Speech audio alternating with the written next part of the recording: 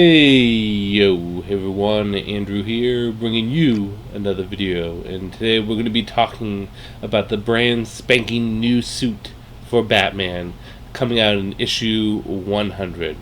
Although technically it's already made its appearance in issue 95, but I guess issue 100 is when he's going to don it.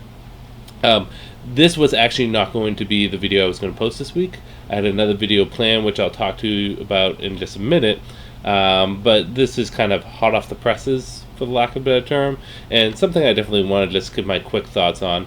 I do want to give you guys a bit of an apology that I didn't post anything really in the past week or so. The past week and a half I've been dealing with some medical issues on my end.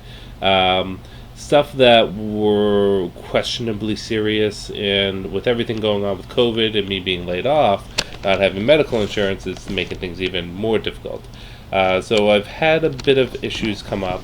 I think it's getting resolved. I don't want to go into detail about what it is, but I think it's getting resolved. Luckily, it hasn't really impacted too much of my day-to-day life. I've still been spending time with the family, being able to celebrate my dad's birthday, which is fantastic because, as you guys know, he was very sick not too long ago. He's made about 80% recovery, which is fantastic. So that was very happy. But just in general, I've been having a couple things coming my way. But in saying that, let's talk about a quick update on the channel about some stuff coming on in Patreon, and then also on some of my social media, and about what I'm going to do with my next video. And then we're going to jump into this Batman costume, because this is definitely something that I think we need to talk about. Don't you? I do. So let's just jump into the other stuff. Okay, quickly over on Patreon. As you guys all know, all my videos are going to be posted today early on Patreon. But not just that, I have started my DC animated film reviewing saga, I guess, lack of a better term. For anyone that's Green Lantern tier or higher, I'm going to be going through all the animated films of DC Comics, from Master of the Phantasm all the way up to Justice League, Dark, Apocalypse War. And this time around, we're going to be hitting the second movie, and that's going to be Justice League New Frontier, which is based off of DC New Frontier, which is a comic that is near and dear to my heart. I think it's one of the best interpretations of the Justice League in the Silver Age, and just a fantastic and gorgeous book. So this movie I'm in particular excited to review. So I'm going to have this up around on Sunday. So expect that on Sunday for all patrons. So although I've been having some medical issues, I'm still hitting the gym as much as I can. I'm actually doing a what I call the Back to Action challenge, because we're finally able to go back to the gym.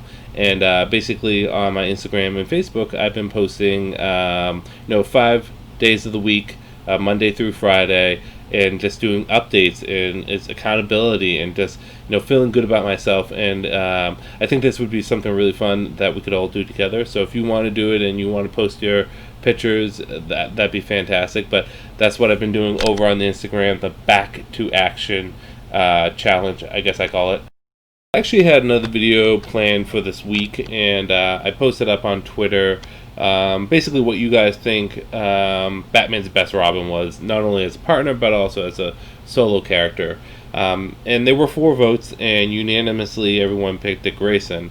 And of course that's just 4 people, but I think that's generally what the public think, is Dick Grayson is Batman's most successful Robin, the prodigal son, the one that's going to inherit the mantle, and the most successful to go solo.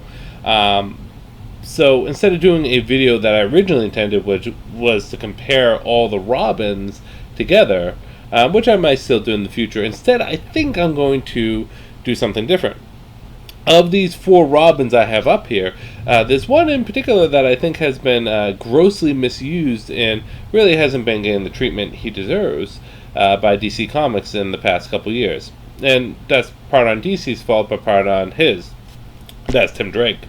I love Tim Drake. I think he's a fantastic character, phenomenal. But he has really been mishandled by DC Comics, since 2006. And there's some inherent problems right now with the character. that I think need to be addressed and need to be fixed. So next week I'm going to do a video in which I'm going to talk about good old Tim Drake and really what I would do to fix the character and make him relevant again. With that being said, here we go. Let's talk about this new costume here. In issue 100 of Batman, he's going to be donning this new costume that you can see on the screen. I'm just going to leave this up for the rest of the video. And as you can see, this costume is clearly drastically different from what we're used to with Batman. If you go through Batman throughout the ages, right, most of his changes have been subtle but logical. And for the most part, they usually only revolve around the bat symbol or his belt that he's wearing. I really should do a video talking about all the changes, but you got the first appearance suit, which looked more like a bat, and then eventually evolved to the Golden Age suit, which streamlined everything.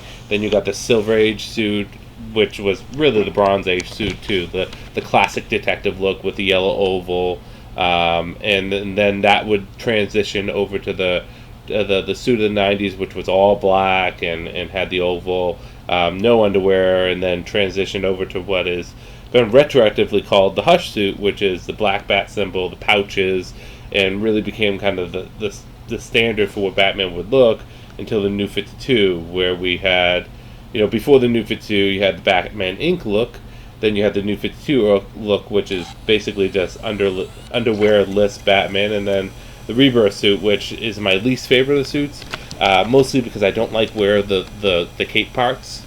The cape parts in a way that Batman can't fully cover himself. It just looks silly that it parts on the pectoral muscles instead of, in the center. But the thing is that usually the changes to Batman suits are subtle, right?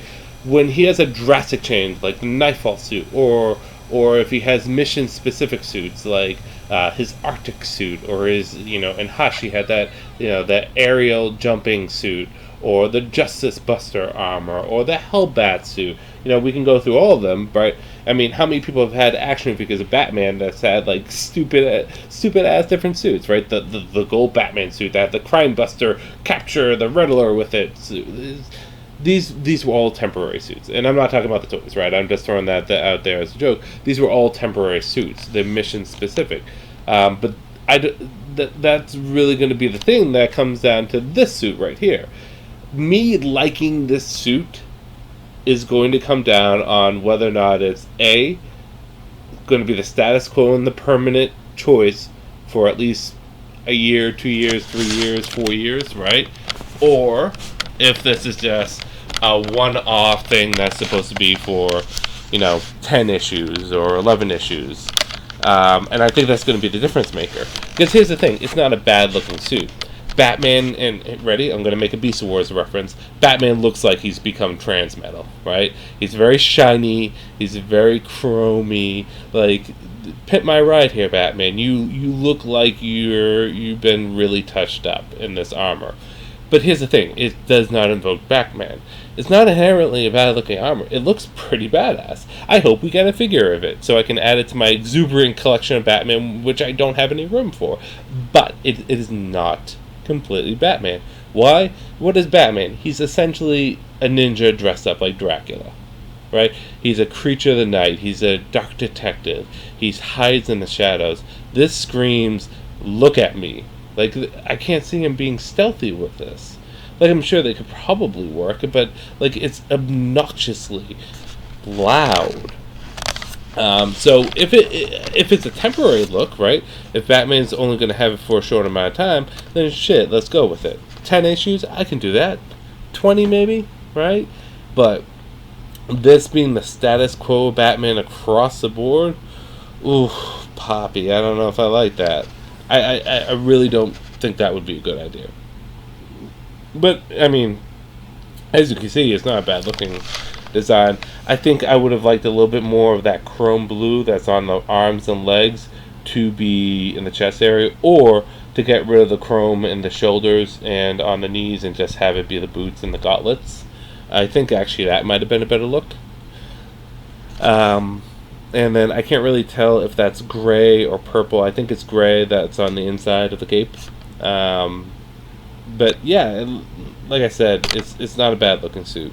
It's just not Batman. It's something else. It literally looks like something I would get at a toy store and buy for my son and be like, oh, buddy, they don't have regular Batman, but here we go. We have Undersea Aqua Batman with his metal grapple gun. I'm shitting on it. Yes. And I don't want to shit on it because, the artist clearly put a lot of time and effort into this. And if the story works for what it is, if they can tell a good story for it, then let's roll with it. This was supposed to, I don't know if they meant to leak this out or if it was supposed to be some big reveal. Again, issue 95 is when it originally showed up this past week.